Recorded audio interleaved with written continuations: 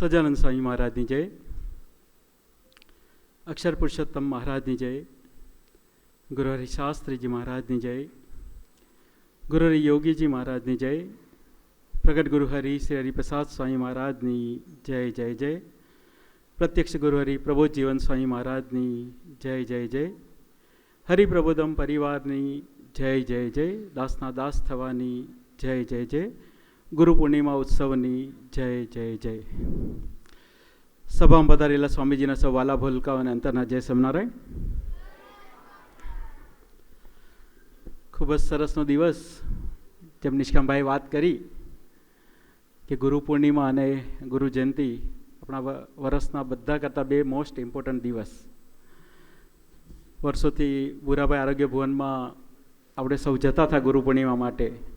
ધીમે ધીમે ભક્તો વધી રહ્યા છે અને આ વખતે એવો સમય હતો કે બુરાભાઈ આરોગ્ય ભવન 2 દિવસ માટે રાખવું પડે અને ભક્તિ સ્વામીએ સજેશન આપ્યું કે આપણે મીરાભાઈંદરનું અલગથી કરીએ એમ.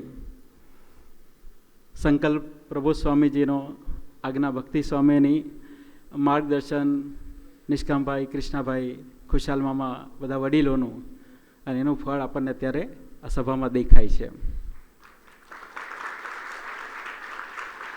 આપણી હિન્દુ સંસ્કૃતિ, સનાતન હિન્દુ સંસ્કૃતિ ગુરુ પરંપરાની સંસ્કૃતિ છે. આપણે ઇતિહાસ જોઈએ, ભગવાન રામ ધરતી પર આવ્યા, પોતે ખૂબ સમર્થ હતા, અતિ સમર્થ હતા. વનવાસ થયો 14 વર્ષનો, જંગલમાં ગયા, કેટલો મોટો મિશન લઈને આવ્યા હશે, કેટલા અનંત જીવોનું કલ્યાણ કર્યું, છેલ્લે રાવણનો નાશ કર્યો અને અયોધ્યા પાછા ફર્યા.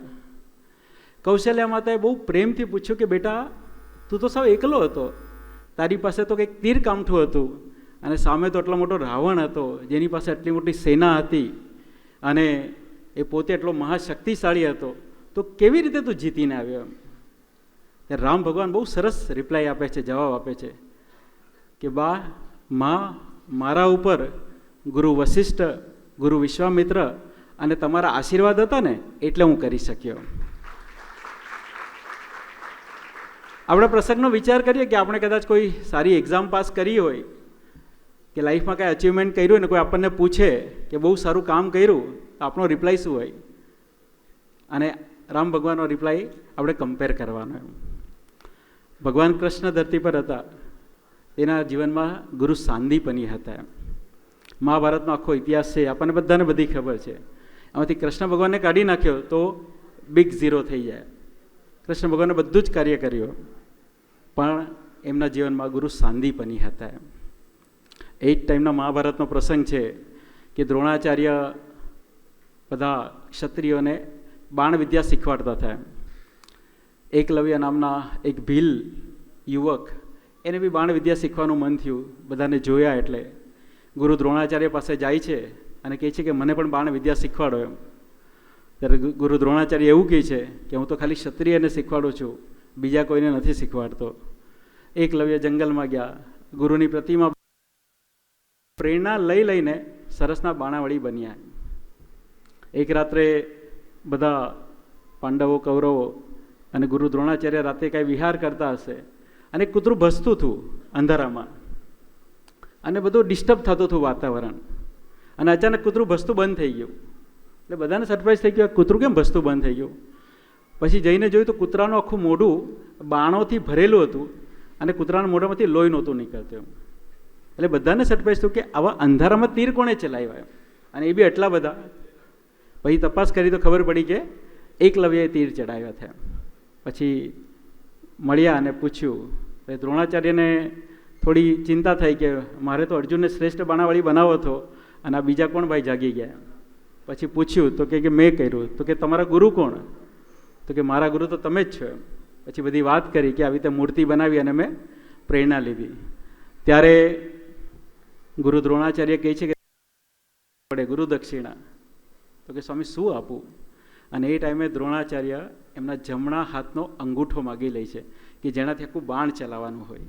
હવે સમજી જો અંગૂઠો આપી દે તો જિંદગીમાં કોઈ દિવસ બાણ ના ચલાવી શકે, પણ એકલવ્યએ એ દ્રોણાચાર્યને અંગૂઠો આપી દીધો અને જિંદગીભર બાણ નહીં ચલાવી શક્યા. કેટલું મોટું સમર્પણ કહેવાય. આપણી પાસે ભક્તિ સ્વામી માગે કે ગુરુ દક્ષિણામાં શું આપશો, તો આપણે શું આપીએ?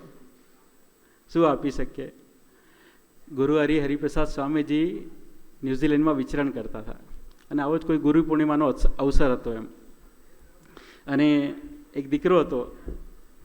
એ દીકરો સ્વામીજીને કે સ્વામીજી આજે ગુરુ પૂનમ છે, ગુરુ પૂર્ણિમા છે અને મારે તમને ગુરુ દક્ષિણા આપવી છે એમ. સ્વામીજી કે શું આપીશ બેટા તું મને? આ સંત એવા છે, આપણા ગુરુ એવા છે કે જગતની કોઈ વસ્તુ એને પહોંચતી નથી. સારામાં સારી ખાવાની વસ્તુ, સારામાં સારી પહેરવાની વસ્તુ એને પહોંચતી નથી. એ તો એમના બ્રહ્માનંદમાં રાજતા હોય છે. એ દીકરાએ કીધું સ્વામી હું શું આપું તમને એમ. પછી સ્વામીજી અતિ કરુણાએ કરીને વાત કરી કે સાંભળ, કદાચ તું મને થોડા રૂપિયા ભેટમાં આપીશ ગુરુ દક્ષિણામાં, કદાચ તું તારી બેંક બેલેન્સ મને ગુરુ દક્ષિણામાં આપીશ, કદાચ તું તારું ઘર અને તારું બધું તું મને ગુરુ દક્ષિણામાં આપીશ, અને કદાચ એનીથી વધીને આખા ન્યૂઝીલેન્ડની સમૃદ્ધિ તું મને દક્ષિણામાં આપીશ, પણ એના કરતાં મારે કાંઈ નથી જોતું. મારે ખાલી એક જ વસ્તુ જોઈએ છે આજે ગુરુ દક્ષિણામાં, કે તારા મન બુદ્ધિ મને તું દક્ષિણામાં આપી દે.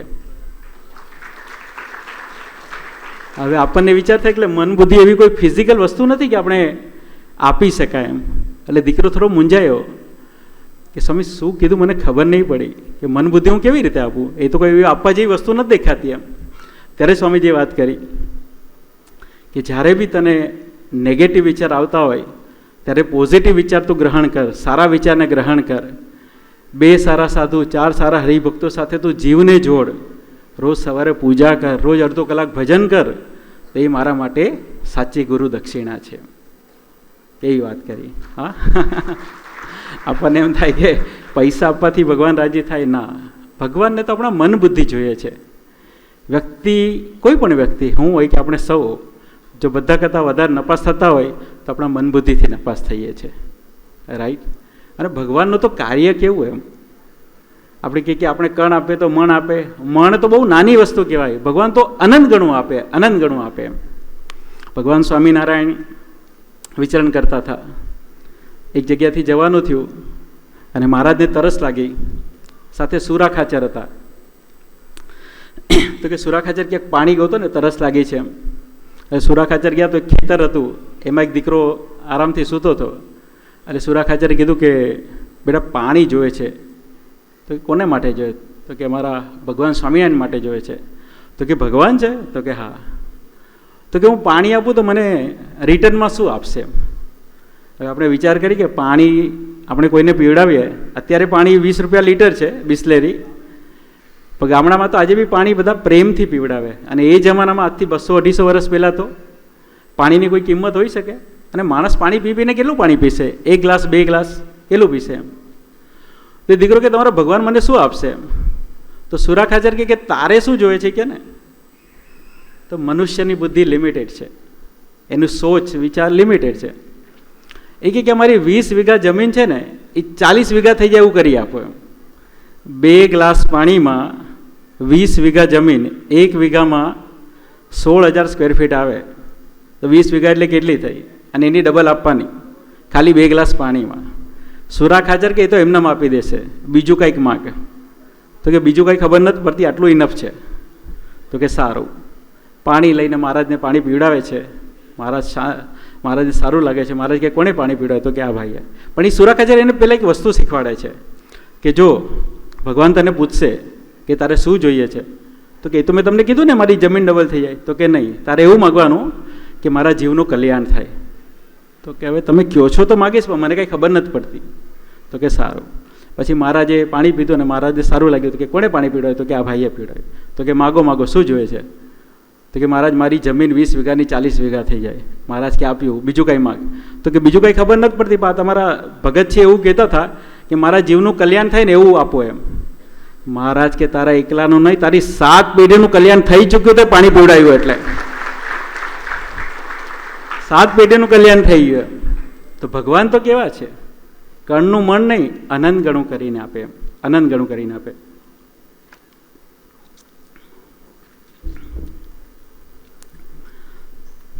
અલૈયા ખાચર કરીને ભગવાન સ્વામિનારાયણ ટાઈમમાં એક હરિભક્ત હતા.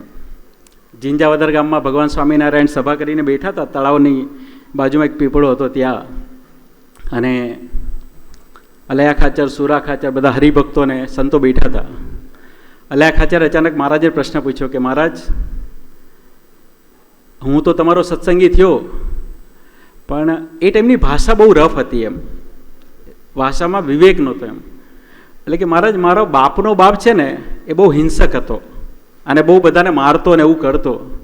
તો કે હું તો તમારો ભગત થયો, પણ કે એનું કંઈક કલ્યાણ થઈ શકે એમ, એવી કોઈ સ્કીમ છે એમ? મહારાજ કે જે દિવસે અલૈયા તું ભગત થયો ને એ દિવસથી તારી 7 પેઢીનું કલ્યાણ થઈ ગયું. તો કે મહારાજ તમે કહો છો તો ખરા, પણ મનાય કેવી રીતે એમ? હાવ ઇટ ઇઝ પોસિબલ એમ? તો મહારાજ કે તારે જાણવું છે? તો કે હા, ખાતરી કરાવો તો સારું એમ. તો મહારાજે પછી એક હરિભગતને કીધું કે તમે સમાધિમાં જાઓ અને અક્ષરધામમાં જોઈ આવો કે આના ડોસા ત્યાં પહોંચ્યા છે કે નહીં એમ. પાછા કહે કે કાંઈ એંધાન લેતા આવજો, નહીં તો આ કાઠી માનશે નહીં પાછો. તો કે સારું. એ હરિભગતને ભગવાને અક્ષરધામમાં સમાધિમાં મોકલાવ્યા. ત્યાં ગયા અને ઓલા ભાઈ બી લેંગ્વેજ એવી જ એની પણ, ત્યાં જઈને પૂછ્યું, અલૈયાના ડોસા અહીંયા આવ્યા છે? એટલે 7 ડોસા આવ્યા કે હા, અમે અલૈયાના દાદા છીએ, એના દાદા પરદાદા બધા આવ્યા, બધા ભેગા થયા.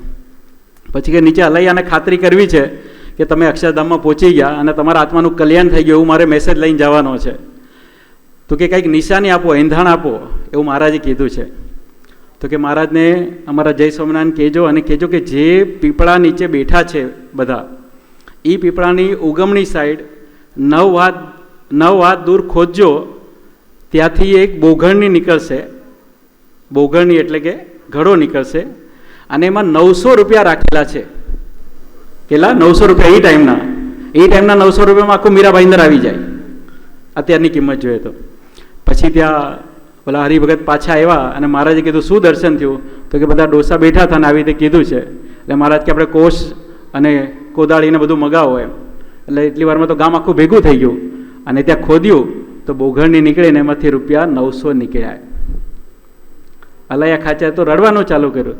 મહારાજ કે તું કેમ રડે છે? તને તો એ બી ખાતરી થઈ ગઈ કે તારા ડોસાનું કલ્યાણ થયું, ઉપરથી 900 રૂપિયા મળ્યા. ત્યારે અલૈયા ખાચર કે મહારાજ, મેં તો કાંઈ નથી કર્યું, અને તમારા સંબંધથી એટલું બધું કલ્યાણ થઈ ગયું ને એટલા માટે રડું છું. આજે આપણે ગુરુ પૂર્ણિમામાં આવ્યા છીએ. ભગવાન આપણા બધાનું આવું કલ્યાણ કરશે, એવું નહીં કે ખાલી અલૈયા ખાચર એકલાનું. એવો સરસના સત્સંગ સમાજમાં આપણે બધા બેઠા છીએ. સ્વામીજીની વાત કરીએ તો એક પાટલાનો દીકરો, એણે સ્વામી CA કરતા થઈ ભાઈ, ભણવામાં પહેલેથી ખૂબ હોશિયાર, બધી એક્ઝામ ફર્સ્ટ એટેમ્પમાં પાસ કરે. પછી CAની ફાઇનલ એક્ઝામ હતી, અને એ ટાઈમે સ્વામીજીનું પાટલાવાનું થયું એમ. એટલે કોઈ લઈ ગયા કાર્યકર્તા એમને કે સ્વામી આ દીકરો છે, સભા ભરે છે અને હંમેશા ફર્સ્ટ રેન્ક આવે છે અને બહુ સારી રીતે પાસ થાય છે, તો આપ આશીર્વાદ આપો કે CAની એક્ઝામ પાસ કરી દે. સ્વામીજીએ કીધું કે CAની ડિગ્રી તો બરાબર છે, પણ લેવા જેવી તો એક ભૂલકુની ડિગ્રી છે એમ. એટલે આ દીકરાને ખબર નહીં પડી કે ભૂલકુની ડિગ્રી એટલે શું, કે મારે તો CA થવું છે એમ. તો કે સારું. એટલે એ યુવકે બહુ સિરિયસલી લીધું નહીં, કે કાંઈ વાંધો નહીં. એક્ઝામ આપી, એ ભાઈ ફેલ થઈ ગયા. એટલે બહુ શોખ લાગ્યો કે હું નપાસ થયો, મેં બીજાને ભણાવ્યા છે એ CA થઈ ગયા અને હું કેવી રીતે નપાસ થયો. બધું એનાલિસિસ કર્યું, એ વસ્તુ એના મગજમાં બેસતી નહોતી કે હું નપાસ થાવ એમ. પછી કે ચાલો હવે જે કાંઈ થઈ ગયું નેક્સ્ટ ટાઈમ મહેનત કરીએ. તો ભૂલકુની ડિગ્રી એટલે શું? આઈ એમ નથિંગ બિફોર ધ સુપ્રીમ, કે તા ભગવાનની આગળ હું શૂન્ય છું. એ ભૂલકુની ડિગ્રી છે કે મારામાં જે કાંઈ છે, ઈચ્છા શક્તિ, કાર્યશક્તિ, જ્ઞાન શક્તિ, એ ભગવાનને આધીન છે. કદાચ ભગવાને મને કોઈ એબિલિટી આપી છે, કોઈ સારા ગુણ આપ્યા છે, તો એ પણ બધું ભગવાનને લઈને છે. કોઈ પણ મારું વર્તન સારું છે એ પણ ભગવાનને લઈને છે, એવું આપણે દિલથી માનીએ, એ ભૂલકુની ડિગ્રી કહેવાય. બીજી વાર એક્ઝામ આવી અને કરવું એવું કે સ્વામીજી પાછા બીજી વાર ત્યાં જ પાટલા બિરાજમાન હતા. પાછા એ કાર્યકર્તા લઈ ગયા સ્વામીજી પાસે અને સ્વામીજીને વાત કરી કે આવી રીતે એક્ઝામ છે, પેલા ટ્રાયલમાં ફેલ થયા છે, તો આપ આશીર્વાદ આપો કે પાસ થઈ જાય. સ્વામીજી કીધું કે લેવા જેવી તો એક ભૂલકુની ડિગ્રી છે. એટલે પાછા ભાઈ કન્ફ્યુઝ થયા, પાછી મહેનત કરી, સેકન્ડ ટ્રાય આપી, સેકન્ડ ટ્રાયમાં પાછા ફેલ થઈ ગયા. પછી એને બહુ આઘાત લાગ્યો. ત્રીજી વાર એક્ઝામ આપી. ત્રીજી વાર પણ સ્વામીજી ત્યાં જ હતા અને સ્વામીજીએ જ કીધું કે લેવા જેવી તો એક ભૂલકુની ડિગ્રી છે. 6 વાર એક્ઝામ આપી એને, 6 વાર, અને 6 વાર ફેલ થયા. પછી એને થોડું એનાલિસિસ કર્યું તો ખબર પડી કે સ્વામીજી કંઈક બીજું કહેવા માગે છે. 6ઠ્ઠી વાર પછી એણે સ્વામીજીને પૂછ્યું કે સ્વામીજી આપ શું કરાવવા માગો છો? ત્યારે સ્વામીજી કીધું કે ભૂલકું એટલે I am the nothing before the supreme. ભગવાનની આગળ મારું કોઈ અસ્તિત્વ નથી. ઈચ્છા શક્તિ, કાર્યશક્તિ, જ્ઞાન શક્તિ ભગવાનને આધીન છે. ત્યારે એને ખબર પડી. પછી ભજન કર્યું, પ્રાર્થના કરી કે સ્વામીજી હવે હું ભગવાનના બળે જીવીશ, ભગવાનના બળે વાંચીશ, આપ મને પાસ કરાવજો. અને 7મી ટ્રાયલમાં એ ભાઈ પાસ થઈ ગયા અને CA થઈ ગયા. તો એ ભૂલકુની ડિગ્રી તમારે મારે આપણે બધાએ લેવાની છે. એના માટે આપણે ગુરુ પૂર્ણિમા સમયમાં આવ્યા છીએ. આપણે બધાએ દિલથી માનવાનું કે મારામાં જે કાંઈ છે ભગવાનનું આપેલું છે. અત્યારે એનો એ જે વારસો છે, ભગવાન સ્વામિનારાયણ ધરતી પર આવ્યા, ગુણાતીતાનંદ સ્વામી આવ્યા, ભગતજી મહારાજ, શાસ્ત્રીજી મહારાજ, યોગી બાપા, સ્વામીજી, અને એની આજે લીગેસી પ્રભુ સ્વામી આગળ વધારી રહ્યા છે. પ્રભુ સ્વામીજીનું જીવન કેવું છે? 50 વર્ષથી સાધુના કપડામાં છે, એક દિવસ આરતી ચૂક્યા નથી, એકદમ કન્સિસ્ટન્સી. એમ એકદમ આપણને એ પ્રેરણા મળે. પ્રભુ સ્વામીનો એક પ્રસંગ કહીને મારી સેવા પૂરી કરું કે પ્રભુ સ્વામીનું જીવન કેવું છે? ટોટલી સ્વામીજીને સમર્પિત. એ પ્રભુ સ્વામીજીની સામર્થ્ય કેવી છે કે આપણે અહીંયા બધા અત્યારે બિરાજમાન છીએ. આપણામાંના જ એક સરસના અમરીશ હરિભક્ત પંકજભાઈ દરજી અહીંયા બિરાજમાન છે.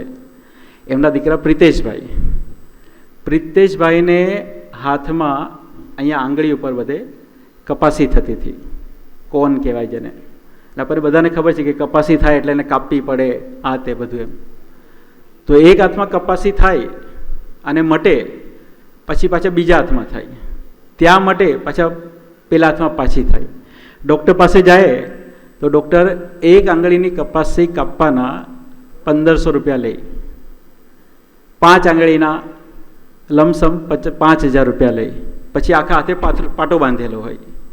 એ 15-20 દિવસમાં સારું થાય પછી બીજા હાથની કપાસી કાપે. 2014થી લઈ અને 2022 સુધી ચાલ્યું. કેટલા વર્ષ? 2014થી લઈને 2022 સુધી. એક ડૉક્ટરે તો ત્યાં સુધી કહી દીધું કે આ રોગનો કોઈ ઈલાજ જ નથી, કોઈ દિવસ સારું નહીં થાય. કેવું થાય ભગતને? પોતે અમરીશ, ઘરમાં આટલું ધૂન ભજન થતું હોય, બધું સરસ એકદમ એમ ભગવાન પરાયણ જીવન હોય. એમ પ્રભુ સ્વામી પધાર્યા 2022 8 માર્ચ. એ દીકરાને આપણા સંતોષભાઈ પ્રભુ સ્વામી પાસે લઈ ગયા અને કીધું કે સ્વામી આને આવી તકલીફ છે. પ્રભુ સ્વામીનો હાથ જોતા હતા, શું થયું છે, કયા હાથે થયું, આમ તેમાં આંગળી પર હાથ ફેર્યો, આંગળી પર હાથ ફેર્યો, આમ બંને હાથ પર હાથ ફેર્યો. પછી કે કોઈ ડૉક્ટરને બતાવજો એમ. હવે ડૉક્ટરને બતાવજો એટલે 8 વર્ષથી તો ડૉક્ટરને જ બતાવતા હતા અને દવા ચાલુ હતી. એ કે કોઈ સારા ડૉક્ટરને બતાવજો, તમે ભજન કરજો, અમે ભજન કરશું, ભગવાન સારું કરી દેશે. પંકજભાઈ કે હવે કયા ડૉક્ટરને બતાવું? તો એક નવો ડૉક્ટર ગોઈતા કે જે સામાન્ય હતા, 300 રૂપિયા ખાલી ફીસ હતી. એને બતાવ્યા અને થોડા દિવસમાં પ્રિતેશભાઈને કપાસે નીકળવાનું બંધ થઈ ગયું. ડૉક્ટરથી નહીં, એ પ્રભુ સ્વામીજીના આશીર્વાદથી સારું થયું. એવા સરસના પ્રભુ સ્વામીની ગોદમાં આપણે સૌ બેઠા છીએ. વિશેષ વાત નથી કરવી. આજનો ગુરુ પૂર્ણિમાનો શુભ અને મંગલકારી દિવસ છે. આપણે બધા માગવાનો દિવસ છે. માગવું છે ને આજે ગુરુ સ્વામીજી પાસે શું માગવું છે? સરસની પ્રાર્થના કરી. આપણે એવું માગવું છે કે હનુમાનજીના જીવનમાં રામ સીતા સિવાય કાંઈ નહોતું. એમ આજે આપણે એવું માગવું છે કે હે હરિપ્રસાદ સ્વામીજી, હે પ્રભુ સ્વામીજી, તમારા હૃદયમાં અમારું સ્થાન પાકું થાય અને અમારા હૃદયમાં કેવળ આપ બિરાજો એવું અમને સમને કરી આપો. એ જ પ્રાર્થના સજાનંદ સ્વામી મહારાજજી છે.